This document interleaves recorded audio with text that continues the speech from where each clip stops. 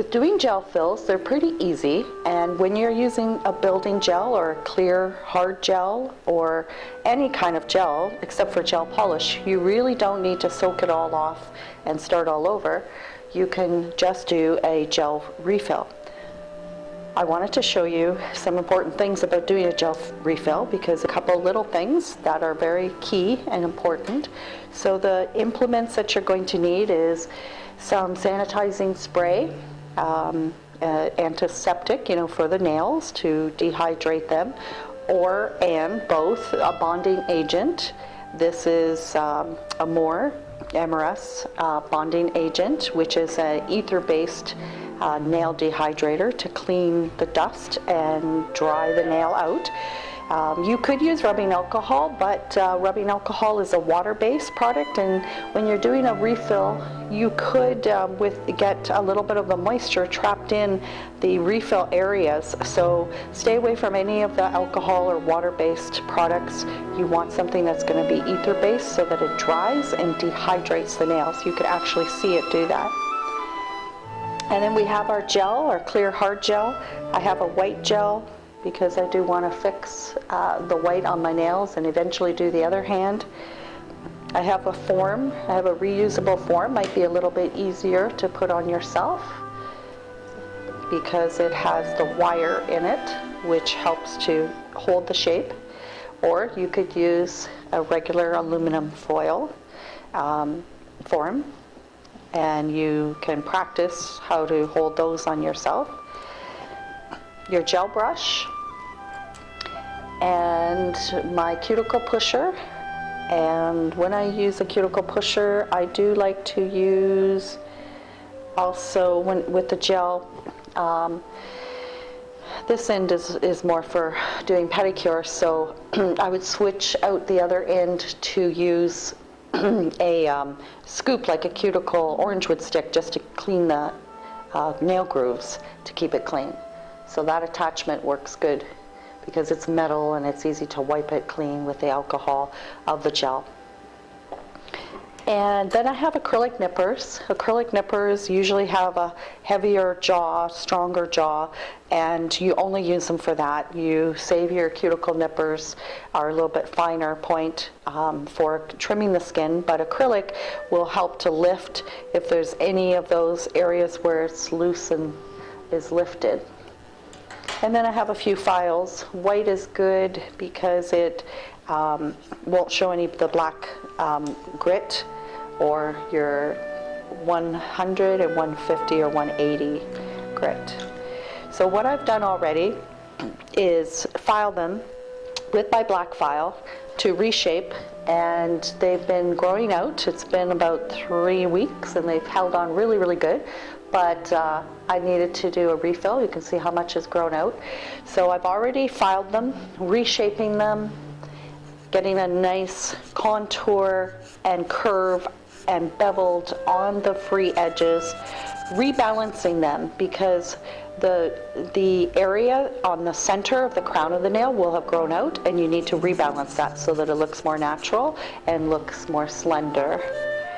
So I've already done that, and then I've already pushed back my cuticles so that you don't have any skin that's going to adhere to the natural nail plate when you're etching, so make sure that that's all pushed back.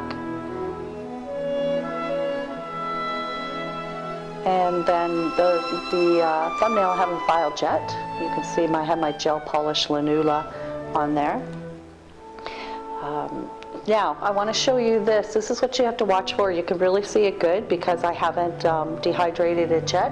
This is the regrowth, the refill line.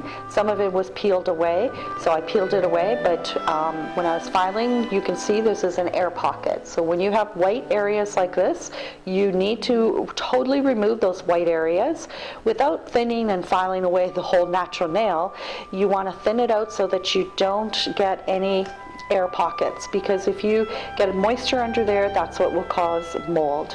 So I'm going to use my acrylic nippers, just the back of the jaw, not the point, but the back of it, just to pop that up a bit and to file it away so we don't have any air pockets under the gel.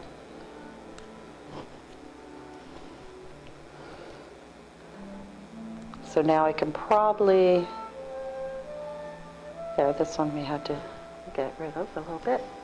There. And here we still need to file a little bit more. So I'm filing on the surface of the gel to not thin out my nail plate or to get a groove. File right on that seam.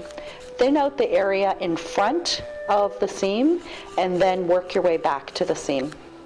And that will thin it out and bevel it out and make it disappear. Spot, thin out a little bit more in front.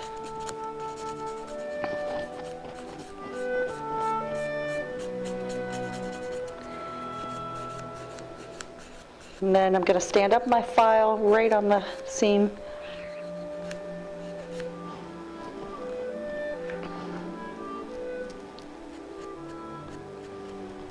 There we go. And then let's spray with some antiseptic nail spray. I'll let that dry. Fan.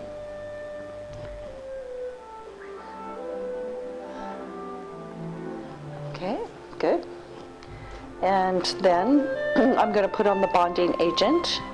Oh, we still have, it still has a clear spot, so we need to file this down more on the nail, or we might need to remove it all.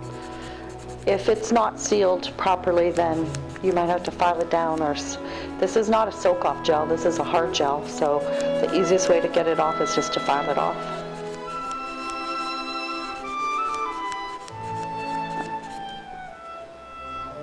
So I pretty much had to file that off. Now we're going to put the bonding agent, or gentle bond, which is an ether-based nail prep. And you can see as it dries, it goes chalky looking. So just take a minute here to dry, and on the natural nail it'll disappear. And yep, just dry right out, so it goes invisible, so that's good. So it's ready to put another layer of hard gel on, just to refill, coat it, and then if you're going to touch up the white tip, I need to rebuild this one and put a form on, and then whatever designing or finish, and your high gloss top coat to finish it off. So that's a quick version of how important it is to do a gel and to refill without any air pockets or seams.